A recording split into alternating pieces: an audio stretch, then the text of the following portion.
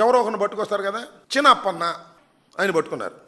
పట్టుకుని ఏప్రిల్ మాసంలో మేలో విచారణకు పిలిచారు. జూన్ 6వ తారీఖు వచ్చాడు. ఆయన్ని సిట్ వారు విచారించి అయ్యో రాసేసుకున్నారు. చిన్నప్పన్న ఒక వీడియో రిలీజ్ చేశాడు. ఎమ్మటే సుబ్బారెడ్డి పేరు చెప్పన్నారు, ధర్మారెడ్డి పేరు చెప్పన్నారు, నన్ను బలవంతం చేశారు, నన్ను దౌర్జన్యం చేయడానికి ప్రయత్నం చేశారు అని ఒక వీడియో కూడా తక్షణమే రిలీజ్ చేశాడు. అంటే నేను ఇందాక చెప్పినట్టుగా ఈ సిట్ అనేది చంద్రబాబు సిట్ అంటే సిట్, స్టాండ్ అంటే స్టాండ్.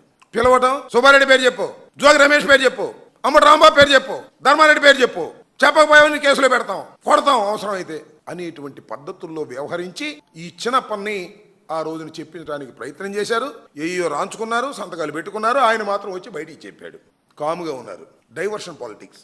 ఇప్పుడైనా ఏదైనా పెద్ద ఇష్యూ ఆంధ్ర రాష్ట్రంలో జరిగిందనుకో, గూట్లో నుంచి తిరుమల తిరుపతి దేవస్థానం లడ్డు బయటికి తీస్తాడు, నెయ్యి తీస్తాడు.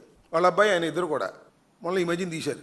చిన్నప్పని పిలుచుకొచ్చారు, మళ్ళా అరెస్ట్ అన్నారు. అంతే 24వ ముద్ద 28వ ముద్ద అరెస్ట్ చేశారు. చేసి సుబ్బారెడ్డి గారి మీద బురద జల్లే కార్యక్రమం చేస్తున్నారు. నెయ్యిలో కల్తీ ఉందని నిరూపించలేకపోయారు. లడ్డూ ప్రసాదాన్ని ఎక్కడా కూడా టెస్టుకు పంపలేదు. లడ్డూ ప్రసాదంలో కల్తీ కలిసిపోయింది. ఈ పాపంతా జగన్మోహన్ రెడ్డి గారిది, వైఎస్ఆర్ కాంగ్రెస్ పార్టీది. హిందువులారా చూశారా అని హిందువుల యొక్క మనోభావాలు దెబ్బతినే విధంగా దుర్మార్గంగా చంద్రబాబు నాయుడు గారు ప్రవర్తన చేస్తూ ఉన్నారు. చిన్నప్పని ఎవరు అసలు ఇతను? ఎస్, సుబ్బారెడ్డి గారి దగ్గర పిఏగా 2018 వరకు పనిచేశాడు. ఆ తర్వాత ఏం చేశాడు ఇతను? ఆ తర్వాత వేమిరెడ్డి ప్రతాప్ రెడ్డి గారి దగ్గర కూడా పనిచేశాడు. ఆ తర్వాత వేమిరెడ్డి ప్రశాంత్ రెడ్డి గారి దగ్గర కూడా పనిచేశాడు. ఆ తర్వాత వాళ్ళ పేర్లు ఏం బయటికి రావు. వాళ్ళ దగ్గర పనిచేశాడు కదా.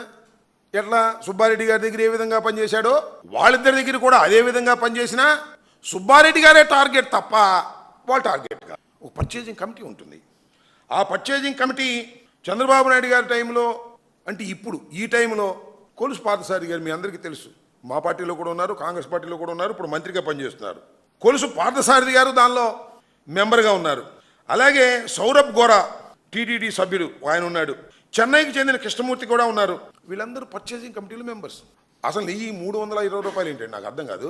స్వచ్ఛమైన 3,320 రూపాయలు కొంటానంటే ఇది కల్తీ అన్నాడు. ఈనాడు వాళ్ళు ఏమన్నారంటే కనీసం 1000 రూపాయలు ఉంటుంది, 1600 అని ఉంటుంది.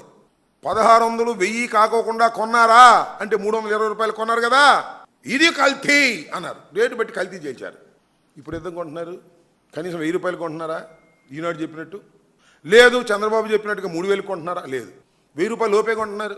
కాకపోతే 3600 పైకి కొంటున్నారు అనుకో, అది వేరే విషయం. 320 రూపాయల పైన కొంటున్నారు. మరి ఇది కల్తీకి నెయ్యి కాదా అని అడుగుతా ఉన్నా. అంత చౌక ఎందుకు వచ్చింది?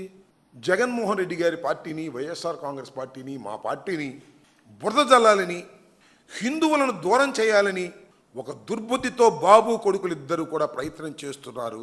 వాళ్ళకి దయ్యం అంటే నిజంగా నమ్మకం లేదు. ఉంటే కలవని కల్తీని కలిసినట్టుగా చెప్పి ప్రపంచవ్యాపితంగా ఉన్నటువంటి హిందువుల మనోభావాలు దెబ్బతినే విధంగా ఒక నీచమైన రాజకీయంగా చంద్రబాబు నాయుడు గారు వారి కుటుంబ సభ్యులు వ్యవహరించడం అనేది చాలా బాధాకరమైనటువంటి అంశమని కూడా ఈ సందర్భంగా నేను చెప్పదలుచుకున్నాను.